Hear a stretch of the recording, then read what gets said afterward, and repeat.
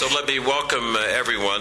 Good morning. My name is David Ignatius. I'm a columnist for the Washington Post and have been writing about Iraq extensively, both recently, and I first had the pleasure, if that's the right word, of going to Iraq in 1980. So I've spent some time looking at the country. Tomorrow, as everyone knows, with the Iraq election, the world's attention will turn from Davos to Baghdad and to the country as people look at what lies ahead for Iraq, and tomorrow really will be the symbolic day of the new Iraq. I think it's fair to say that it's at the same time a very hopeful event and also one that is causing deep foreboding. And we'll try to take a look, I think, this morning at both aspects of the Iraqi puzzle. On the hopeful front, obviously the mere fact that an election is being held in the new Iraq gives people hopes for the future. It signals the fundamental change that's taken place in that country since the fall of Saddam Hussein. There's growing talk of a gradual end of the U.S. troop presence in Iraq. That's obviously going to be one of the crucial issues following the election tomorrow. And the group that's elected will have as its first task writing a new constitution and establishing the basic framework for this new country, genuinely sovereign Iraq. On a more pessimistic level, there are many analysts who worry that in an election tomorrow where Shia Iraqis, 60% of the population, are likely to vote in large numbers, and Sunni Arab Iraqis, perhaps 20%, are not likely to vote in large numbers and may barely vote at all, that the potential for increased sectarian tension between those groups is present, and some people even worry that the elections will be a prelude to some form of civil war. There's also concern that the elections in Kirkuk, which is a mixed city of Turkmen, Sunni Arabs, and Kurds, may finally produce the flashpoint that people have feared and bring the Kurdish issue and Turkish concerns about independent Kurdistan into the fore. There are fears about Iranian hegemony, a very strong Iran on the eastern border, and a new, likely Shiite-led government in Iraq. There is a discussion about how this new Iraqi government will be put together, what the pieces will be, and finally about what that government will do in its negotiations with the United States over the U.S. troop presence. Each of these issues, I hope, we're going to be able to discuss in some detail this morning. I should say that this session is on the record, and I should also say that after 45 minutes of initial questions and answers moderated by me, we'll turn to all of you for your questions, so please be thinking of them and have them ready for our panel. We have really an ideal panel on the eve of the Iraqi elections to discuss these issues, and I want to introduce them each briefly before turning to them for questions. First, on my immediate left is Iraq's National Security Advisor, Dr. Mowaffak al-Rubaie. This is a well-known name to anyone who has been following events in Iraq, both under the interim government since June 28 and in the earlier period under the CPA. He is a close advisor to the Iraqi interim prime minister, Ayad Allawi.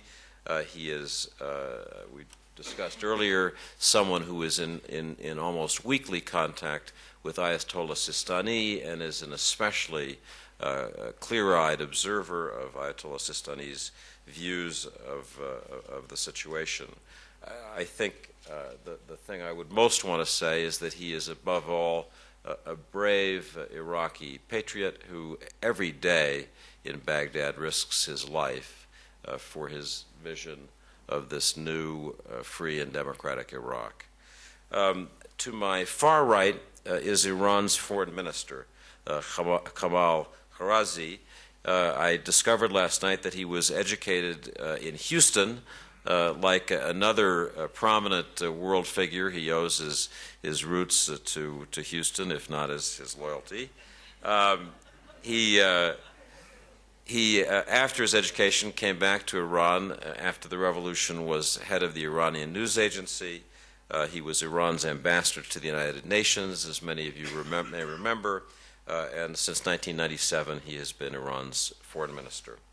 To my immediate right is one of the leading Democratic members of the Senate, Senator Patrick Leahy. Senator Leahy has served in the Senate for almost 3 decades now, and has put his mark on many important pieces of legislation. He's at once an observer of foreign policy and of legal issues in the United States, was very actively involved in the negotiations that led to the drafting of the USA Patriot Act, and I know from my personal travels with him abroad that he's a very clear-eyed observer of foreign policy. And then on my far left, a figure well known to Americans and those around the world, Senator John McCain, who is a leading Republican member of the Senate and a leading political figure in the United States. He's a 1958 graduate of the Naval Academy. He was, as I'm sure all of you know, a war hero, active as a Navy pilot, and then spending very difficult years as a POW in North Vietnam. He was elected to the Senate in 1985, has run in the Republican primaries as the Republican nominee, is now the #2 member of the Senate Armed Services Committee, and soon to head that very important committee. So that's our panel. I'd like now to begin by turning to Dr. Rubaie from Iraq, who is really the appropriate person to start us in this conversation about what lies ahead. And Dr. Rubaie, I would like to ask you just in 3 minutes or so to set the framework, to give us a sense of what lies just over the horizon, the day after tomorrow. What do you see as the composition of the new government? What do you see as the likely tendencies, especially on the issues that we're most concerned about? Is this likely to be a Shiite-led government? Is this likely to be a government with theocratic leanings?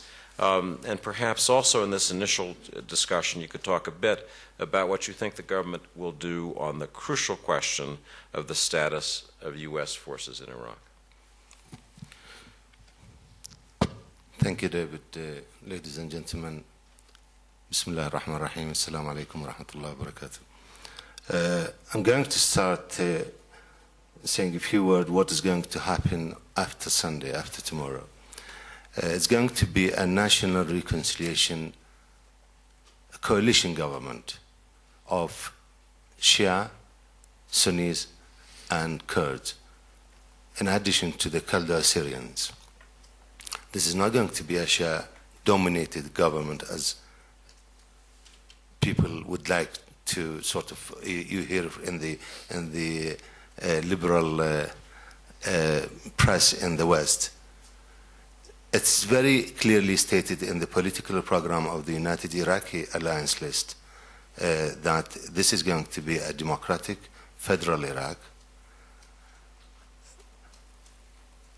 The role of religion is going to be a strong role of the religion, but the role of religion is going to be an advisory role, not a supervisory role.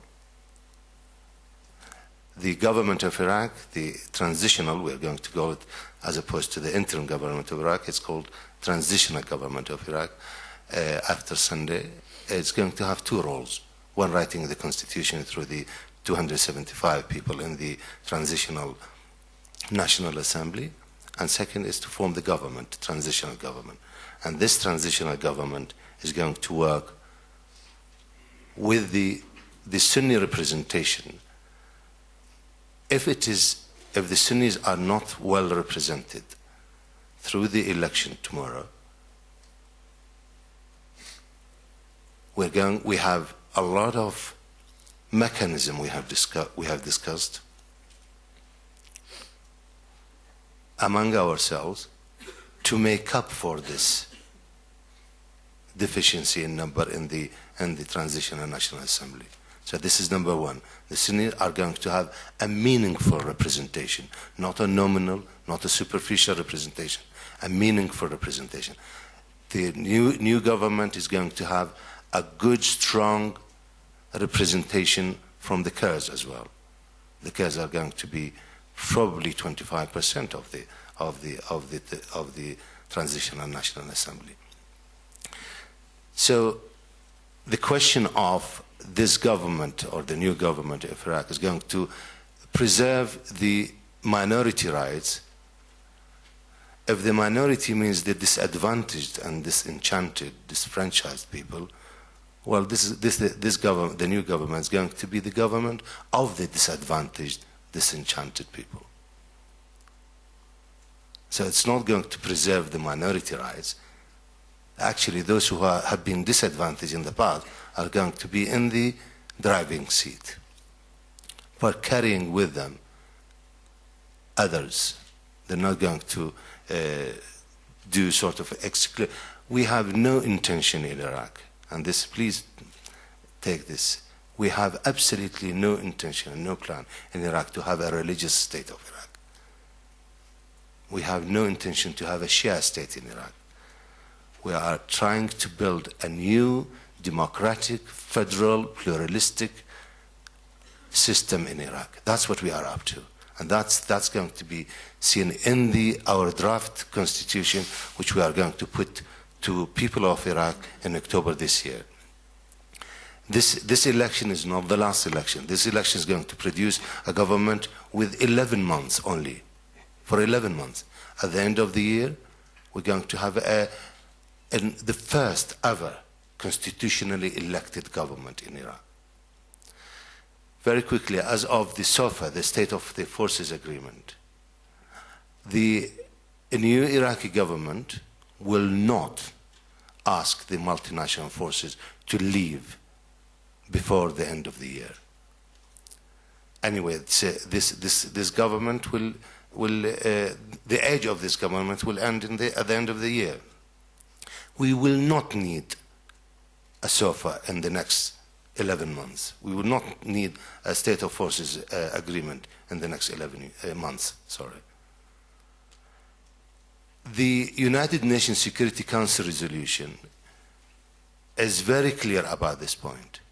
It gave the interim government and the transitional government, or it gave the multinational forces until 31st of December 2005.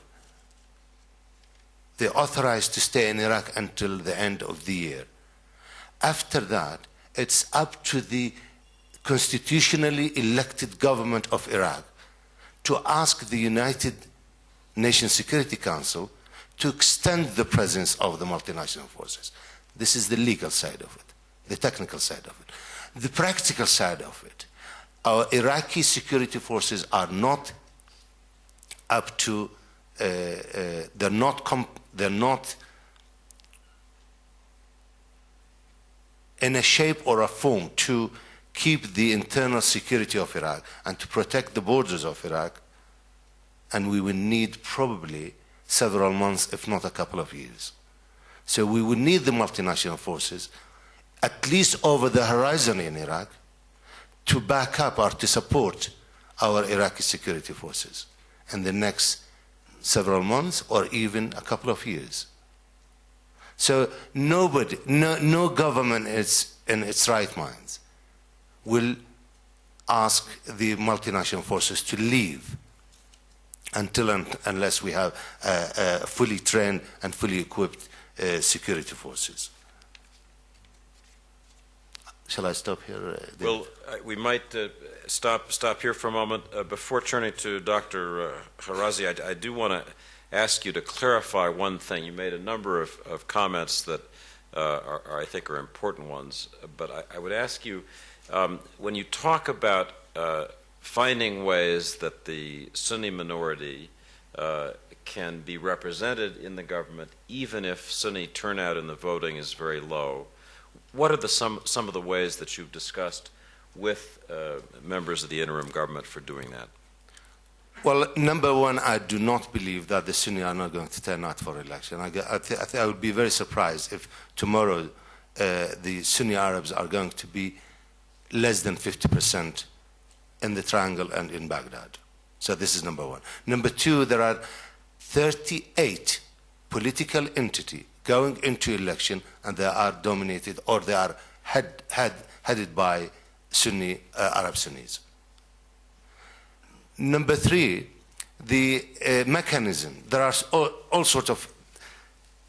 We're going to do two things in this government, in the transitional government. One is to form a new government, and second is to write the constitution. The new government, there's going to be a meaningful and strong presence of the Sunni Arabs. It's not going to be exclusively Shia and Kurds and Khalda Syrians and Yazidis and Sabians. It's going to be including a strong Sunni representation. So this is number one. Number two, the 275 members of the Transitional National Assembly are going to write the Constitution. In the committees which are specialized in writing the Constitution, we're going to invite Sunni representation and Sunni constitutional experts. Because if we do not take the Sunni consideration or the Sunni point of view into consideration, they're going to vote down the Constitution in October.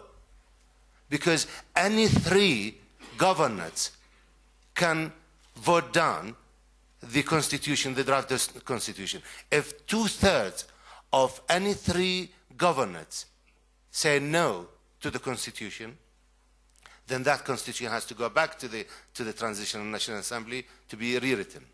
So to get the Constitution ratified in October, we have to have a strong and the strong Sunni point of view in that Constitution. Good. That's very helpful. Let me turn to Foreign Minister Kharrazi. There have been fears expressed by a number of Iraqi political figures, most vocally the Iraqi Defense Minister Shalan, about Iranian meddling in Iraq. Shalan has charged that there are thousands of Iranian operatives who are in Iraq now, that Iran has pumped money into the country.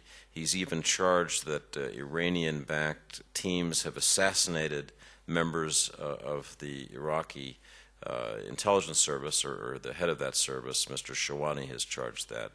So this is a question on the eve of the election that I think concerns people.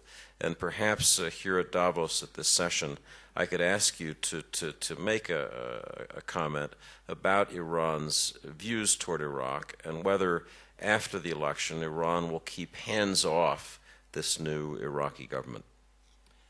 Thank you very much.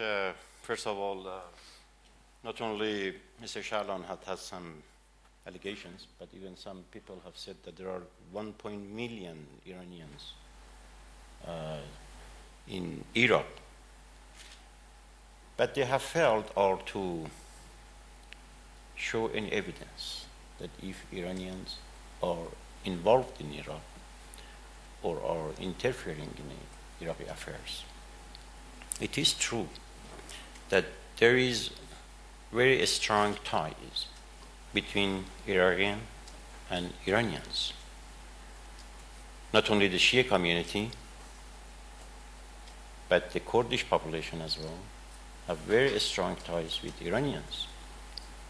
And we have very good relation with many Arab Sunnis in Iraq as well. Many of them have visited us in Tehran. And that has created some very natural influence, which is not bad. There should be such a context between neighboring countries. This is not considered to be interference. Let me tell you that even during the time that the opposition groups like Iskiri, like Kurdish opposition groups were stationed in Iran, even at that time, we did not impose anything on them. We just facilitated their activities. And if there has been any talks, that has been based on consultations. And you can ask the leaders of Askari, you can ask the leaders of Kurdish parties, that how we have been conducting them when they were in Iran. Therefore, I believe this can be considered a sort of insult against the Shia community, which they have their own ideals, they have their own background, they have their own religious leaders, and Kurdish community as well. They are mature people, they can decide for themselves. Therefore, I believe those who make these allegations, they are better to show the evidences. For us as a neighboring country, a democratic Iraq, a united Iraq, an Iraq that would be able to maintain its territorial integrity, an Iraq in which the rights of minorities should be observed, including the Sunni minority and Kurdish minority, Turkmen minority, Assyrian minority, and others, through mechanism that has to be adopted in the constitution, which is going to be drafted, to make sure that the rights are considered. An Iraq that would be establishing good neighborly relations with its neighbors, and an independent Iraq is the best. We don't want anything else from our Iraqi neighbor. Iraq would remain an Arab country. We are Persian, while Iraq is Arab, belongs to Arab League, and that would be continued as an Arab country. Therefore, we do not have any ambitions for Iraq, but naturally, the majority of Iraqis are Shia. They have the right to have the majority in the parliament and to run the government. And there's no reason why you should be so much concerned about the future of Iraq while a majority takes the power. Therefore, I believe there are other agendas and there are other motivations why they come up with this kind of notions. Thank you, Foreign Minister. Senator Leahy, we've just gone through another very difficult and bloody week in Iraq. On one day, we saw the loss of the largest number of U.S. troops on any day since the war began. And in your party, in the Democratic Party in the United States, there are growing calls, most recently by Senator Ted Kennedy, for a quick withdrawal of U.S. forces following this election. And that indicates, I think, a growing restlessness among some in the United States with the situation there. And I'd like to ask you to speak to the political situation in the United States and whether this is a time, as we saw with Vietnam, where pressure for a pullout will become irresistible. Thank you, David. Incidentally, I hope in the question and answers, Dr. Rubaie said, that if I have him correct, that the Iraqis have failed to show evidence that Iran has interfered, which is not quite the same as saying Iran hasn't interfered. And I hope the question will be asked directly, to what extent Iran has interfered either through terrorist activities or others. Not the question of evidence, but whether they have or not.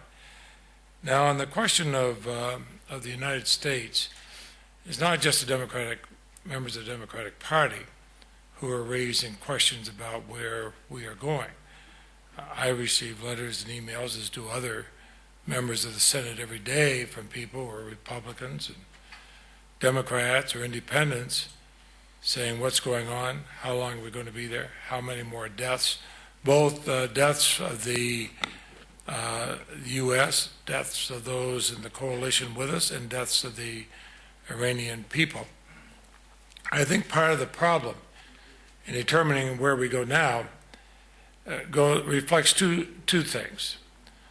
One, there was no real plan by the administration of what to do after they went into Iraq.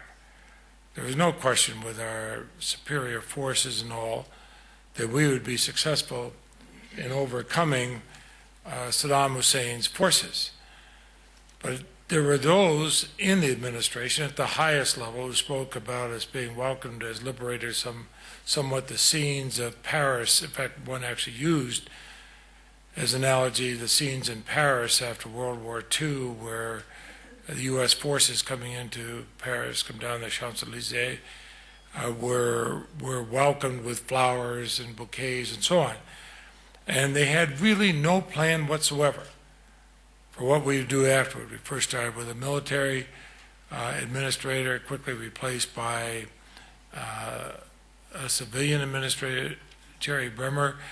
The original discussions by people like General Shinseki, who said we need to have 300 to 400,000 troops. Those were shunted aside. And I think some of the chaos that resulted was because of that lack of plan. Having said that, there is now no real plan in the administration of how we leave. Will we leave? Of course, at some point we will. We are pushing $300 billion this year. There will be a request to the Congress within the next week or so that will bring in direct expenditures for Iraq $280 to $285 billion. There are numerous other expenses that go beyond that. We'll recall that when the President's economic advisor, Mr. Lindsay, suggested this could cost as much as $200 billion, he was forced to resign for saying anything so heretical. So now we're in a situation without a plan to leave, knowing that, of course, we'll have to leave. The model we would like, naturally, would be the model of Germany or Japan after World War II, where there was a transition to a democratic government, and we were able to withdraw forces. We do not want to have the position, for example, the Philippines, where we're told basically to get out. I think that there will be further discussions, whether it's by Senator Kennedy or others. There'll be further discussions in newspapers and columnists and elected officials saying, where is the plan for leaving? Of course, tomorrow we'll make tomorrow is going to be, as my friend from Iraq has said, is going to be a crucial part. What kind of turnout, what form of government? That would be a provisional government. The final government, he has said, will be there at least at the end of 2005, and maybe for months or even years after that, the final government could say, leave, we're ready to take over. I think there'd be a huge sigh of relief in the United States if that was said. Senator McCain, I think it's fair to say you've been one of the most articulate supporters and also critics of the war. And I'd like to ask you, as you look to tomorrow's election and what lies after, there are a number of people in the United States who are arguing that whatever happens for the Iraqi people, U.S. security interests in that part of the world are really a shambles, that we are facing a greater terrorist threat than we did before the war, and that we have to think very carefully about how to protect our interests going forward. And I'd like to ask you to address those fundamental issues of U.S. security as we think about the future. I'd be glad to. First of all, I think I've got to point out some of my differences with my colleague from Vermont's statements. Number one, both candidates for president in the last campaign said they would stay the course in Iraq, both John Kerry and President Bush.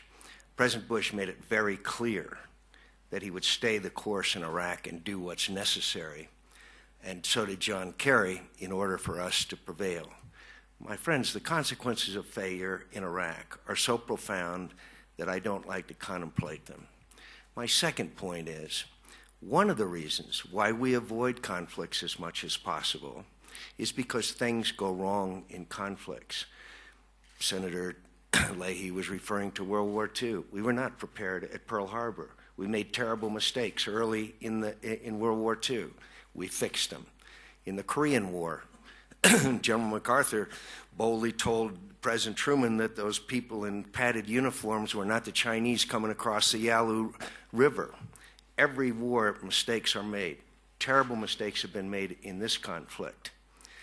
But to somehow assert that there's going to be some great movement in the United States, particularly with this administration, that's going to cause us to withdraw from Iraq until we are ready to do so is not in keeping with the plans and policies of this president. I assure you of that. The second thing I think that's very important is that if we can bring off this election, which will be flawed, it will be the beginning of a process that will ensure that we never go back to the days of kids, of 8 and 9-year-old boys in prison, of mass graves, which I have visited, of poisoning and use of mass destruction, weapons of mass destruction on both the Iraqi people and their enemies. This is a grand opportunity to change the political climate in the Middle East for the good. Now, every day I grieve, as all Americans do, at the loss of these brave young men and women. But I know these young men and women, and they believe that they're embarked in a noble cause. They want to go back to Iraq if they can. I've met kids that are missing arms and legs that want to go back and fight for the freedom of the Iraqi people. Now, again, have we made serious mistakes? Of course we have. Of course we have. Were there misestimates? Of course we have.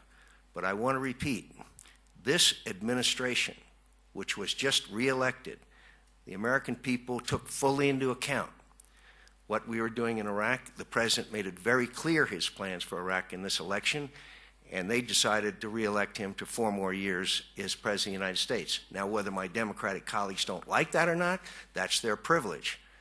But to assert that somehow that this administration is going to change its policies, they're not going to do that. Let me also point out about a little bit about what the National Security Advisor was saying. This is the beginning of a process. When this Constitutional Assembly convenes, as he just said, the rights of the Sunnis must be protected. Minority rights within Iraq must be protected according to the Constitution. We all know the Sunnis aren't going to turn out in this election. They're doing so at the risk of their lives. And by the way, I'm sorry to predict that tomorrow you may see some pretty horrific things happen in Iraq, because these insurgents know that if you can carry off a free and fair election, their day will be done, because they are the enemies of freedom and democracy. So what is our plan? Senator Leahy said we had no plan. Here's our plan, my friends. Our plan is this: that we get this election behind us. The Constitutional Assembly meets.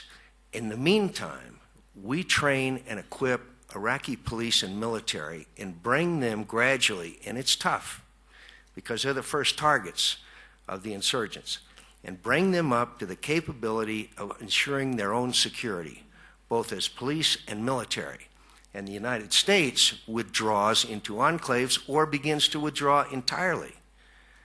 As the Iraqi military, police, and government are able to gain control of their own country. That's our plan. It's not complicated.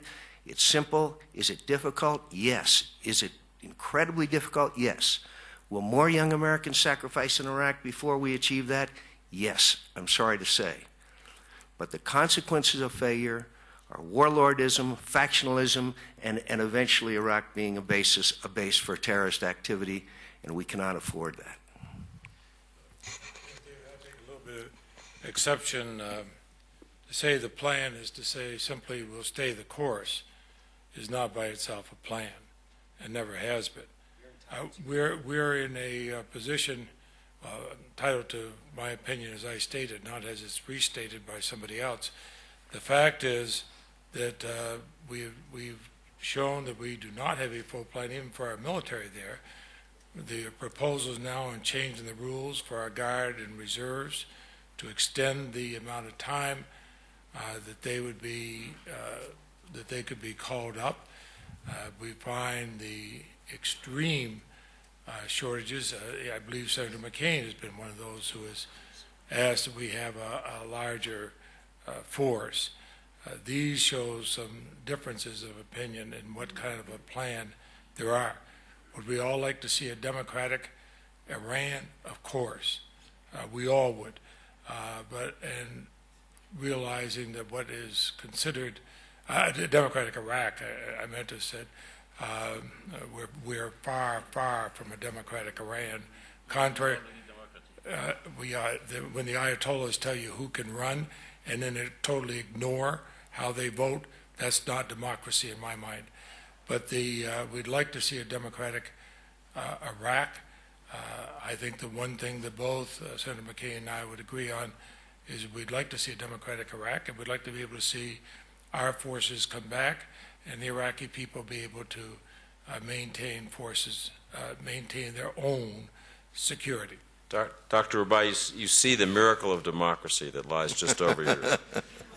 Well, we're experiencing this in Baghdad as well. You wanted to jump in here, and then I want to ask you another question. Do you want to respond? Yeah, well, the word quick withdrawal of the multinational forces in Iraq honestly sent a shiver in my body or in my spinal cord, because this is a recipe for disaster. This is going to, there's no shadow of doubt in my mind that this is going to be the trigger of a civil war in this country.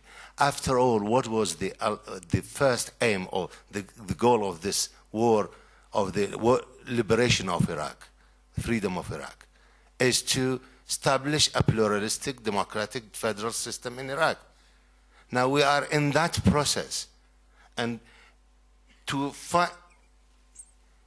ladies and gentlemen, democracy is an expensive commodity. And we Iraqis paid in treasure and in blood for it. And we are more than happy to pay more and to build a democratic system in Iraq. And this is meant to be a beacon of the democracy in the Middle East. And so we should not be, I can tell you, Iraqi people are so determined to have their full-fledged democratic, pluralistic federal system in Iraq, and nothing less than that. And leaving Iraq now, I think it's near to a disaster. And even thinking of it, I think it's until and unless we have a fully trained, fully equipped, and capable Iraqi security forces to protect our borders and to keep the security internally. Iraq is leading now the global war against the terror, global anti-terrorism. And now we are in the forefront of this. And we need definitely the help of the outside world. Because Dr. Rubaie is likely to be a member of the next Iraqi government, your comments about the importance of U.S. troops are obviously of great importance. Let me ask you quickly one additional question, Dr. Rubaie. Because you see Ayatollah Sistani as frequently, I think, as any political figure in Iraq, I think we'd all be very curious about how he is looking at these developments. He was very reluctant to see any postponement or delay in the elections, leading some to fear that he wanted to rush the process so as to lock in Shia power through the elections. There's also great curiosity, I think. He, on the one hand, is famous as a quietist, as a non-involved Shia cleric who wants to leave politics to the politicians, but he certainly has not resisted from making very important, maybe the most important political interventions over the last year or so. So tell us about Dr. Ayatollah Sistani. David, I think if there is any one point about Grand Ayatollah Sistani, he is one of the most ardent Democrats I have ever met. And I think if he's to be described as an obsession about democracy and freedom and minority rights and human rights and women's rights, and all these values are in his mind. And I met Ayatollah Sistani, probably more than on weekly basis since the 9th of April 2003, and he never shifted his from his course that he wanted the ordinary Iraqi to express their point of view, and delaying election was against his advice. He wanted, and the Iraqi people wanted, election right at the beginning, even before the formation of the governing council or the first interim government. And that was the difference with Jerry Bremer, the CPA administrator. We wanted the election as soon as possible. He wanted to delay the election.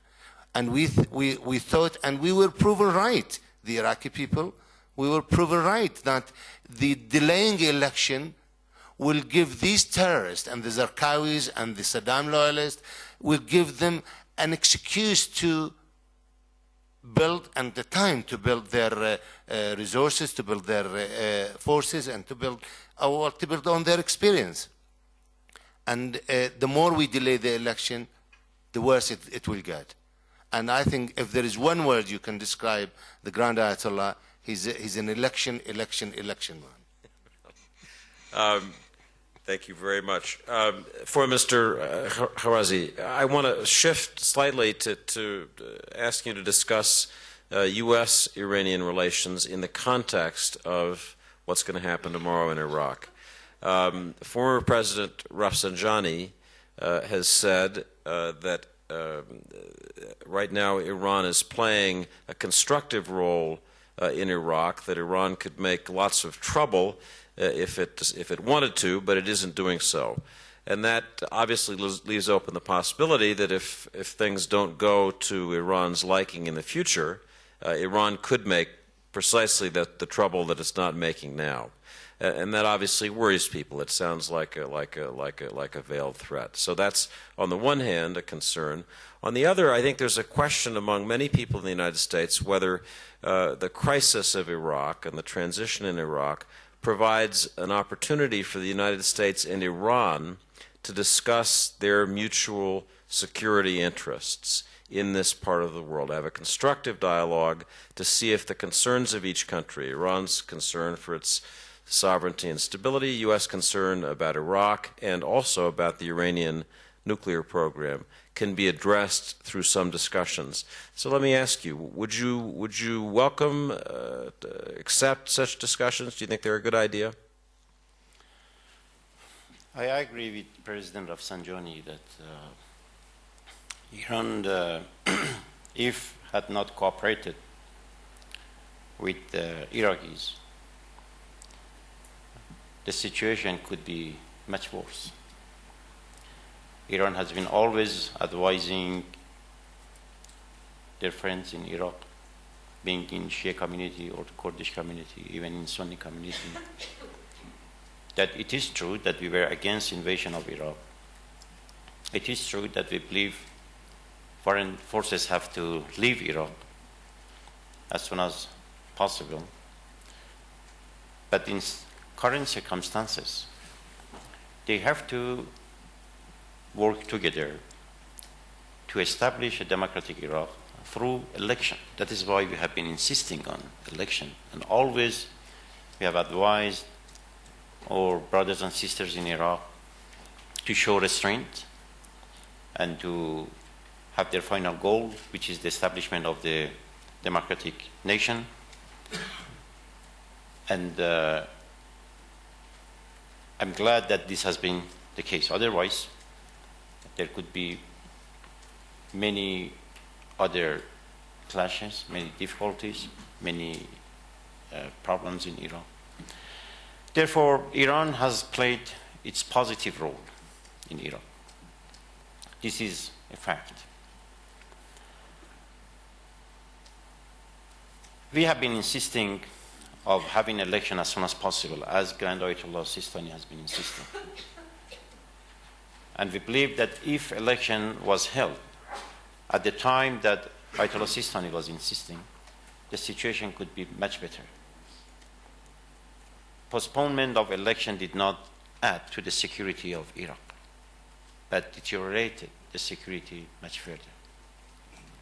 And I'm glad that tomorrow the election is going to be held, and that is going to be a turning point in the history of Iraq.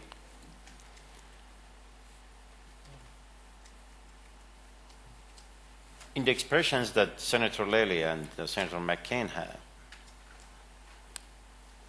I become somehow concerned because Senator Leahy exampled the case of Germany and Japan, that after invasion of these two countries, they established their own government, but the American decided to stay there, and still they are there. I don't think this would be a good example for Iraq. I don't think that Iraqis would be interested to have Americans or other foreign forces permanently in their country, even if it is the question of being in the vicinities or being in the bases. I believe Iraqis are quite mature. After being trained and after having different police force and intelligence apparatuses, they would be able to maintain their own security.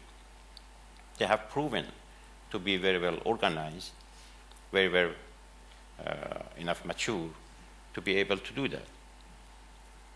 Another concern that came to my mind was Senator McCain's statement that in Middle East, democracy has to be promoted. Yes, I agree with that. Democracy has to be promoted in Middle East. Iran has already exercised its own brand of democracy. Iraq, we hope, would be the next democracy in that part of the world. But democracy cannot be imposed. Democracy has to be engineered internally, indigenously. And we are for that. And we are ready to help. We are ready to help to promote democracy in Middle East. And that is the precondition for resolution of many conflicts, many problems in Middle East. We agree with that. And in that respect, certainly Iran can play a very important role. The question that Mr. Ignatius put it to me, that why Iran and the United States are not cooperating in Iraq, and if Iran is ready to cooperate. We are looking for our own interest, and where our interests dictates, certainly we are ready to do, as we have been doing all around this new episode. I said that we have been against invasion, but we have been happy in the same time of removal of Saddam Hussein. And we will be happy to see a democratic government in Iraq and would be ready to cooperate with them fully. I believe this question has to be asked from Americans, that why they have not been ready to consult with neighboring countries to Iraq more fully. Always they have been reluctant to do that. And I believe that is the reason why they have made mistakes. There has been deadly mistakes in Iraq. And that is why Americans are not enjoying to have popularity in Middle East. Based on polls that has been taken, the majority of people are not happy with the policies of United States in Middle East countries. This is because of the mistakes which the American administration has committed. I believe there could be much better ways and means to deal with the situation in Iraq and to avoid what has happened in Abu Ghraib prison, or the way families have been humiliated, and other mistakes that has been committed. That is why, the reason is that Americans have been very reluctant to consult with neighboring countries, including Iran, but Iran has done its own best to be helpful, to be cooperative, to be constructive, and certainly we will continue to do that. Before turning to the audience for your questions, I want to take advantage of the fact that we have two prominent American politicians here on the podium and ask them if they would like to respond to what the Iranian foreign minister has said. First, Senator Leahy. Well, one of the things that was said earlier, and I understand by the expressions some of the Iranians in the audience disagreed. I do not consider it a democracy in Iran when people are told they cannot run for office, when slates have to be approved at a level either by the Ayatollahs or otherwise to determine whether they can even run. When if a elected members of the government can have decisions that they make by the majority simply set aside by basically the actions of a theocracy, that's not democracy. It's not democracy by any shape whatsoever, and I don't think it reflects certainly the views of the young people. I mean, we speak of polls. It certainly wouldn't reflect the views of many of the young people coming of voting age in Iran. And you have a very large, as you know, a very large population, younger population. The question of consulting, as an American, I feel we should in many areas, even when it is sometimes difficult to do so. I don't like unilateralism on the part of any country, including my own. I must say, though, that it is somewhat difficult. I heard in one of the panels yesterday being lectured by the Iranians about the fact that we have to uphold our agreements like the Iranians do. I would suggest, one, you made a very solemn international agreement to protect diplomats within your country that are accredited to your country. Instead, you took over our embassy in violation of every single international law, every single international agreement that Iran had signed on to, and held our diplomats for a very long period of time, totally violating laws. That's why, even though I have major disagreements with our own government, sometimes we're a little bit reluctant to say that we should be consulting with Iran. Senator McCain. Excuse me, could I just elaborate on that before? Briefly, I'm always reluctant to go back more than 25 years to subjects, but if that's because you're younger, David. That's because you're younger. I was surprised that why Senator Leahy shifted toward Iran politics. We were talking about Iraq, in fact. But it is a very interesting issue to be discussed. First of all, Iran is a democracy, but there are different ways and means to exercise democracy. There is not one model of democracy around the world. Each society, based on its own cultural identity, religious identity, values, can establish different brands of democracy.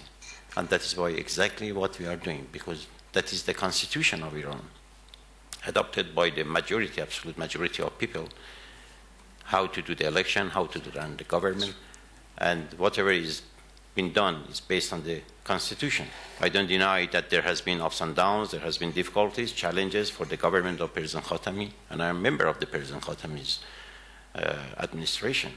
We understand this all the best, but still, we are exercising a democracy, and democracy is an evolving nature. It takes time, it's gradual, and we are happy with what is going on in Iran. So nobody can deny that Iran is not a theocracy, but it is a democracy. And this can be discussed more in detail. But on the question of the embassy situation in Iran, it is true that this has been against Geneva Convention. But Americans also, they did against Geneva Convention and their international obligations when they staged coup in Iran. Not only in 1953 against Prime Minister Mossadegh, but even after revolution in Niger coup, they participated through the same embassy. So we should look at all different reasons why that was developed toward the embassy situation. So it's not easy to just evaluate so quickly. We have to look toward the roots of any development, that why it has happened. But that is the past. We have to put behind whatever has been in the past. We have to look toward the future. The question is that how the relation between Iran and the United States be developed further. Let me, with permission, Foreign Minister, ask Yes. Senator McCain, who is an important figure in that process of discussion. Senator, is this a time for dialogue between the United States and Iran about security issues? I think dialogue is very important, and it has become transcendently important because of the looming crisis that has nothing to do with Iraq. It has everything to do with Iranian acquisition of nuclear weapons and its capability. And in this issue, the United States and Europeans are very closely aligned. There may be some nuanced differences about the approach, but this is a major, major crisis that we are facing, and we need to resolve it diplomatically and as quickly as possible. And I don't want to revisit the history of United States relations with Iran, but I would point out there have been many approaches to the Iranian government. There have been high-level delegations, both to Damascus and to Tehran, asking for better cooperation in the issue of the transit of radical extremists into Iraq, as well as indigenous Iranians and Syrians into Iraq. Now, I disagree with many experts that say that the basis of the insurgency is foreigners. I don't believe that. I think it's Ba'athis and others. But they certainly have been helped by people like Zarqawi and others who are not Iraqi. And I would have hoped that we would have gotten a lot better cooperation from the Iranian government in shutting off that transit that through Iran and Syria that has caused us enormous difficulties. Finally, I concede to the foreign minister that the United States is not popular in the Middle East. But I would allege that the reason for that is our steadfast support of the only freely elected government in the Middle East, and that's Israel. And we are now at a moment in time, after the death of Arafat and a new president of the Palestinian people, that we have a golden opportunity to resolve that issue. And I would hope that Iranians and all Middle Eastern governments would help us engage in bringing about a peaceful resolution to the Israeli-Palestinian issue. Thank you to Senator McCain and all the panel. Let us turn now to the audience. And if you'd raise your hands, identify yourselves, and ask questions briefly, please. If there's a specific person to whom you want to direct the question, please do so. First, this gentleman, and then that gentleman there, please. Yes. Thank you very much. I think the forum should take credit, David, for having brought together such a distinguished panel on the eve of such an important event. And in the light of that, if I may, can I ask the panelists, possibly including yourself, to reflect on some of the geopolitical dimensions of the elections tomorrow? We've heard from Dr. Rubaie that a non-religious, non-Ba'athist democratic Iraq is about to be born. Looking at the map of the region, I see a religious, a Ba'athist, non-democratic state bordering Iraq. And I wonder whether the panel sees, in the medium term, stepping out of their own skins, as it were, reflect on how that might impact on the region as a whole. And if they were prepared to think slightly out of the box, I would appreciate that even further. Thank you. Let me take another question before we turn to the panel. Yes, sir.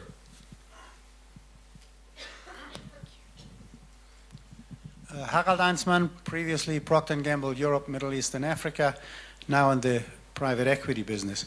I wanted to ask Dr. Rubaie a question I already asked him in the bus to his hotel, and then another one. It's how can you avoid the infiltration of terrorists and other disruptive elements into your new security forces, the police and the military? And the other question is to Dr. Kharrazi and to you, is there anything the Americans can help, as Senator McCain said, or we Europeans can help, that we would get more cooperations from the Syrians and from the Iranians to not only stop the transfer, to counteract it? Because that would probably be good for you, as well as for the Iraqis, as well as for all of us. Thank you. Let's take those two. Dr. Rubaie, why don't you start off, since the second question was specifically to you, and then other members of the panel if they want to respond to the first question. The first question of the effect of democracy in Iraq on the region, I believe we're going tomorrow through a paradigm shift, and the whole, not in Iraq in particular, but in the whole region in general. So this is going to have a ramification all over the Middle East. This is number one. But we have no intention of exporting this expensive commodity called democracy through the borders. We're not going to cross the borders as Saddam has done before. We have no intention of doing that. But this democracy, it's a catching disease, if you like. So it will catch up, and the whole Middle East will go different. This is what we are hoping, and this is what I expect as well. Number two, the infiltration by the Ba'athist, or former regime element, of the Iraqi security forces. I'm sorry to say, sir, it's very difficult. But we are in the new government after tomorrow election. Number one, we have a fully comprehensive plan for security, full review, radical review. It's not going to be only security measures against security problems. It's going to be economy, it's going to be unemployment, it's going to be social problem, it's going to be tackling the religious backgrounds of this problem. It's going to be also political solution for the security problems. So it's not going to be sort of blinkered view of security measures applying on security problems. This is number one. Number two is it is difficult to prevent the infiltration of the Ba'athist and former regime element and even Zarqawi to the Iraqi security forces. But we are going to apply very meticulous process in vetting those who are coming to be trained in the Iraqi security forces. And this is going to be really, we're going to be really rigorous in this. And we're not going to allow this to happen as it has happened before with the policy of appeasement. We're not going to be to follow that policy of appeasement of bringing the former regime element, trying to appease them and trying to pacify them that way. We're going to follow a very professional way, but meticulous vetting procedure. With apologies to the panel, I'm going to turn back to the audience for some more questions. Mr. Asfi, and yes. If you let me elaborate a little bit. Briefly, on the strategic change, certainly I believe this can be the start of strategic changes in the area, provided that Iraqis would be led to exercise their will and to establish their truly democratic, independent nation. The precondition for that certainly is the withdrawal of foreign forces from Iraq based on the schedule as adopted by the Security Council. On the question of interpretations, I believe there's no reason why we should help Zarqawi groups or other Ba'athist people in Iraq who are operating. If it had happened that there were insurgents from Shia community that could be a reason to be concerned of. There is no common interest between Iran and Zarqawi groups and Ba'athist groups to be supported. And contrary to that, in fact, we have been able to arrest many individuals or people who have been affiliated with the Zarqawi group called Ansar al-Islam. And they are in jail. As we have been arresting many Al-Qaeda members who are in jail. And this is exactly the proof that we have been working very hard to stop supporting Zarqawi group or Ba'athist group inside Iraq. And as I said, if there are any other claims that Iran is involved in helping people to go inside Iraq and participate in these insurgencies, they should bring the evidences. No one has been able to show any evidence that Iran is been involved in this business. I'd like to take, I'm going to recognize 4 more people for questions. The woman here in the first row, then the gentleman here, Mr. Asfi. You, sir, had your hand up, and the gentleman here.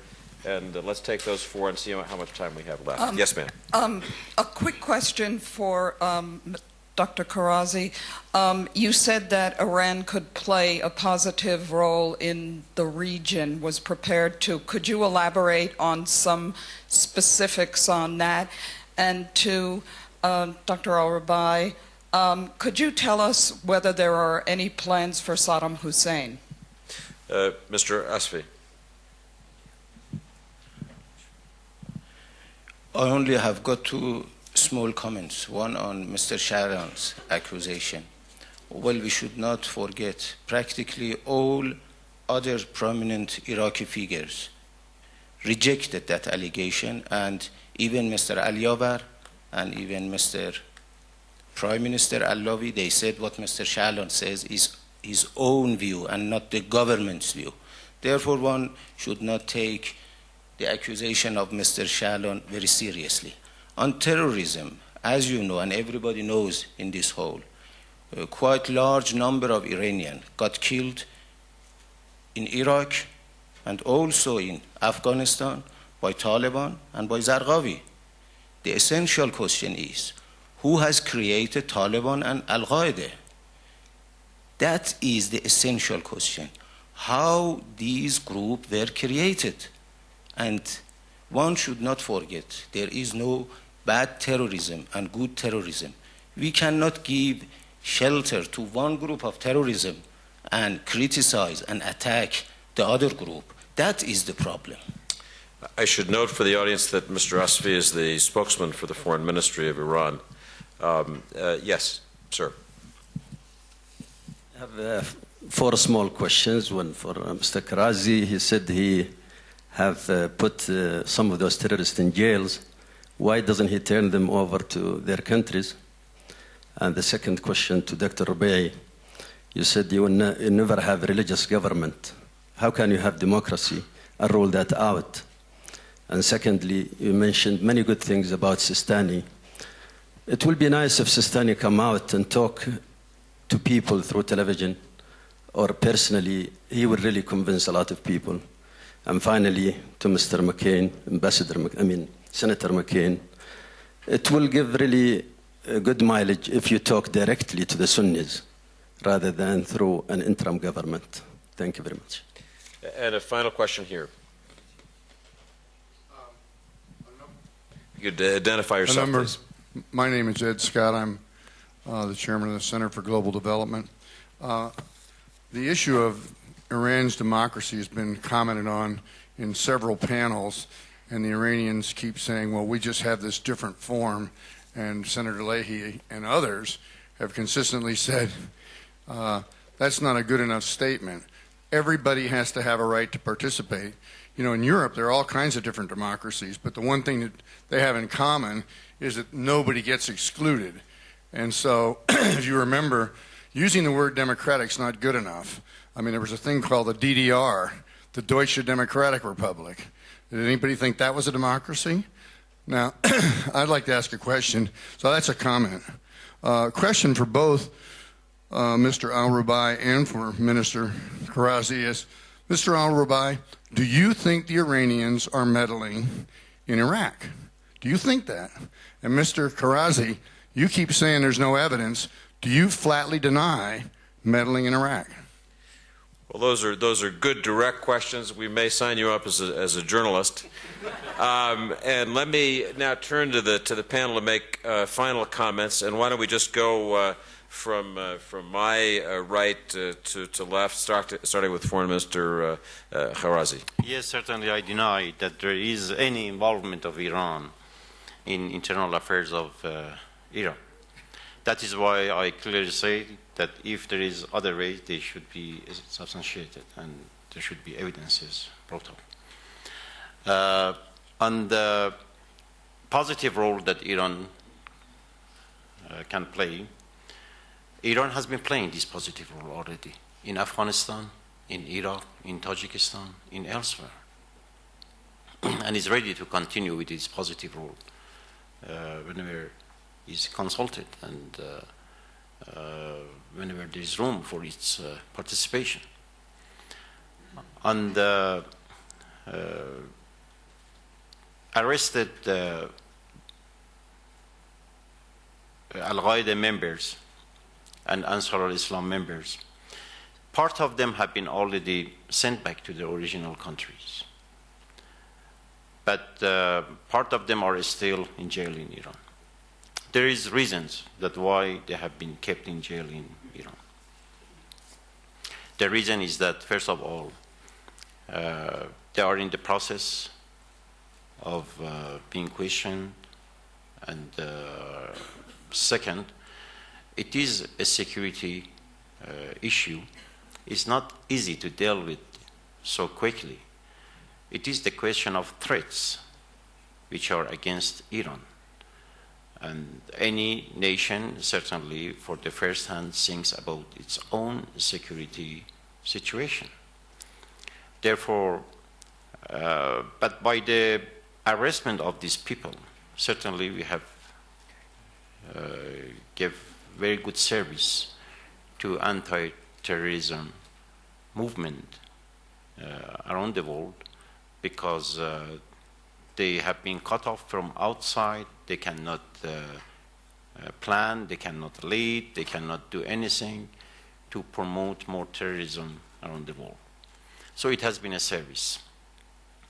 On democracy, it is true that people have to be free to nominate themselves and to be elected, but each country has certain rules and regulations.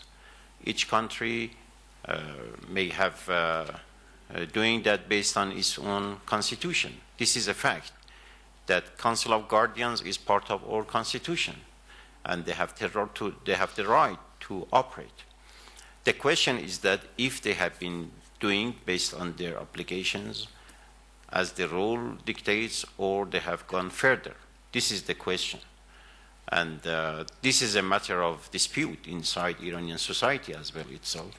But that should not let us to say that Iranian system is not a democratic one. It may have its own deficiencies. This is true. But the system is quite democratic. Election has been quite institutionalized in Iran. We have had 25 elections already. We are planning for next election in May. And certainly young generation and women would participate in this election fully. Thank you very much, Foreign Minister. Senator Leahy. I'll be very brief. One of the things in the discussions, both the public discussions, a number of private discussions I and all of us have been having here in Davos, and it is a fantastic place to be able to do that. I would leave with one idea for Dr. al-Rubaie and others. No matter what divisions there are between the Republican and Democratic parties in the United States, there is one thing that totally unites us. We want democracy to succeed in Iraq. We want them to be successful. I agree with Dr. Rubaie when he says democracy is a catching disease. I think that is a wonderful statement. But all of us, knowing, yeah, there you go. My wife. That's from my medical dictionary. My wife is a nurse. She'll explain it to me. But the fact is, if democracy can succeed in Iraq with all the both political and geographical divisions, it can succeed anywhere. So the one thing, everybody in Europe should understand that there is one thing that unites the Republicans and Democrats in the United States. We do want them to succeed in their effort toward democracy. Dr. Rubaie. The lady asked me about the plan on Saddam Hussein. There is an Iraqi specialist tribunal who's in charge of Saddam Hussein, and we have now, Iraqi government has the legal custody of it, but he's still, the top 12 are in the physical custody of the MNFI. The plan for Saddam Hussein is we do not want to go prematurely and try him until unless we have an international standard in our judges, prosecutor general, in our in the defense council. Everything has to be of an international standard so that we will and we embarked on a process of training our judges and the prosecutor generals. The other question is, how can we ensure through democracy we will not have a religious government in Iraq? In Iraq, you can be rest assured that there will never be a religious government for a very simple reason. Iraq is a very heterogeneous community. It's a combination of Arab, Kurds, Turkmen, Assyrians, Chaldeans, the Yazidis, Sabians, Sunnis, and so many religions, so many ethnic nationalities, so many communities. It's a very heterogeneous. It's different from, for example, Iran, which is a very homogeneous country. Iraq is a very heterogeneous, and you cannot, when you say religious, it means imposing a certain religious values on other communities, and this cannot happen in Iraq, even through democracy. And the democracy we're building is through check and balances, and we have almost a veto power of the Kurds and the Sunni Arabs on any constitution now. So any three governors in Iraq can veto the constitution. So this check and balances, I think they are very important. Now, the direct question of muddling, the Iranian muddling in Iraq of the gentleman, typical journalist question. Muddling is a very ambivalent word. You should be more specific on it. But if the question is asked, is there any proof or evidence that Iran is directly and actively involved in materially supporting acts of terrorism in Iraq, this lacks evidence. We need more evidence than this. And number two is the comments from Shalan and Shawani has been answered by the Prime Minister. The official line of Iraqi government, of the interim government, is that Shalan and Shawani comments are they are entitled for their personal points of view, and the official position of the government was said or declared by the Prime Minister. Thank you very much. Senator McCain. In response to the spokesperson for the Iranian Foreign Ministry, who's created Taliban and Al-Qaeda, as long as there are repressive and despotic governments in the Middle East, there will be young men standing on street corners with no hope, no job, no opportunity, no future. They'll be taken off the streets and taken into madrasas funded by some of these governments, and they will be trained as terrorists. So that's where the Al-Qaeda and Taliban is created, and that's why this experiment that begins tomorrow is so important. And it's going to be a close call. It's going to be very tough. And this issue of U.S. permanence, of course, if any government told the United States to leave militarily, we would leave, of course, just as the President said yesterday. But as Mr. Rubaie just mentioned, then there would be a rapid descent into chaos. The importance of this election as the beginning of a process cannot be overstated. The dynamic that's working against us right now in Iraq is it is perceived by many Iraqis as insurgents against the U.S. We want to change the dynamic to be insurgents versus a government. When that is the dynamic, the majority of the people will reject that kind of insurgency. And the United States' presence, and I think I know something about American public opinion, will not be dictated by length of time, it will be dictated by casualties. We've been in South Korea for 50 years. We've been in Bosnia for 12 or 13 years. We've been in Kosovo, where, by the way, we fought for Muslims. And the American people are perfectly satisfied. The key to this thing is to make this election largely successful, allow this government to begin to function. More and more Iraqis, military and police, take over security responsibilities, and we move this process forward. And again, I want to caution, this is very, very tough. And has the United States made serious mistakes, which has caused us a lot in American blood and treasure? Yes. But I also share Mr. Rubaie's view that once democracy takes hold, it spreads, and it's infectious. And I believe that success here has enormous potential, and failure has devastating consequences. Thank you, Senator. Let me just conclude with a very brief observation. I've sat in on, it feels like hundreds of discussions of Iraq over the past few years, but rarely one that was as clear and direct as this one. You've heard a likely member of the government that will be elected tomorrow, Mr. al-Rubaie, say that U.S. troops will not be asked to leave Iraq until after the end of the year. And you've also heard him begin to outline formulas for Sunni participation in the government and in drafting the Constitution, which is crucial. You've heard the Foreign Minister of Iran state that Iran is not meddling in Iraq and does not plan to, and that Iran is seeking to cooperate in stability and a good transition in Iraq.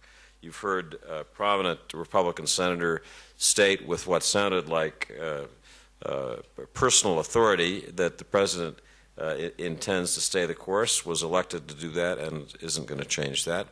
And you've heard Senator Leahy express concerns that are widely felt in the United States about this mission, and at the same time express the feeling that I think all Americans have, wanting to support the elections tomorrow and what comes after. This week I heard an Arab in conversation here at Davos say that optimists and pessimists both die the same way. The only difference is how they end up living. That certainly applies to Iraq. After listening to this discussion, I'm going to choose to be an optimist looking at tomorrow, and I trust all of you will be too. Thank you very much to the panel.